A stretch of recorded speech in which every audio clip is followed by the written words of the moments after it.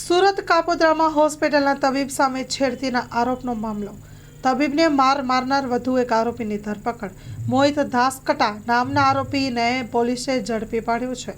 આરોપી અને તેના અન્ય સાથી મિત્રોએ હોસ્પિટલમાં પ્રવેશ કરી મારામારી કરી હતી. યુવતીએ છેડતીનો આક્ષેપ કરતા તેણીના પરિવારજનો અને મિત્રોએ કરી હતી મારામારી.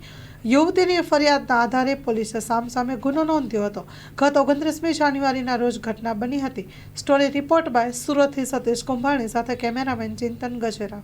ગઈ તારીખ 29 ના રોજ કાપોદ્રા પોલીસ સ્ટેશનમાં નાના વરાછા ખાતે આવેલ ફ્લોરલ હોસ્પિટલ ખાતે રિસેપ્શનિસ્ટ તરીકે કામ કરતી યુવતી એ પોતે એવી એમના જાહેરાત કરેલી કે ડૉક્ટર પ્રતિક માવાણી જે ગાયનેકોલોજીસ્ટ છે, ડૉક્ટર જે વિઝિટિંગ ડૉક્ટર છે, એના દ્વારા એમની છેડતી કરવામાં આવેલી. એ સંબંધે એ છોકરીએ એમના વાલીવારસને અથવા અન્ય માણસોને ટેલિફોનથી જાણ કરેલી અને એમના વાલીવારસ અથવા અન્ય માણસો હોસ્પિટલે આવી અને ડૉક્ટરશ્રી સાથે ચર્ચા કરી અને ડૉક્ટર ઉપર જીવલેણ ગંભીર હુમલો કરેલો. જે અનુસંધાને ડૉક્ટરશ્રી દ્વારા ખંડણી, પૈસાની માંગણી, સમાધાન કરવા માટે અને ગંભીર ઇજાઓ વગેરેની ફરિયાદ આપવામાં આવેલી. એ જ સમયે છોકરી દ્વારા પણ ડૉક્ટર વિરુદ્ધ છેડતીની ફરિયાદ આપવામાં આવેલી.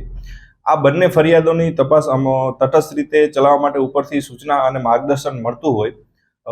ડૉક્ટરશ્રી હાલ આ જીવલેણ હુમલામાં હોસ્પિટલમાં સારવાર હેઠળ છે અને જે ડૉક્ટરશ્રીએ ફરિયાદ દાખલ કરેલી છે ખંડણી અને મારામારીની, તે પૈકી એનો મુખ્ય આરોપી મોહિતભાઈ ભગવાનભાઈ ઘાસકટા, તેની ગઈકાલે રાત્રે પોલીસ દ્વારા ધરપકડ કરવામાં આવેલી છે. અગાઉ પણ એક આરોપીની આ ગુનામાં ધરપકડ કરવામાં આવેલ છે અને અન્ય આરોપીની શોધખોળ હાલ જુદી જુદી ટીમો બનાવી તપાસ ચાલુ છે.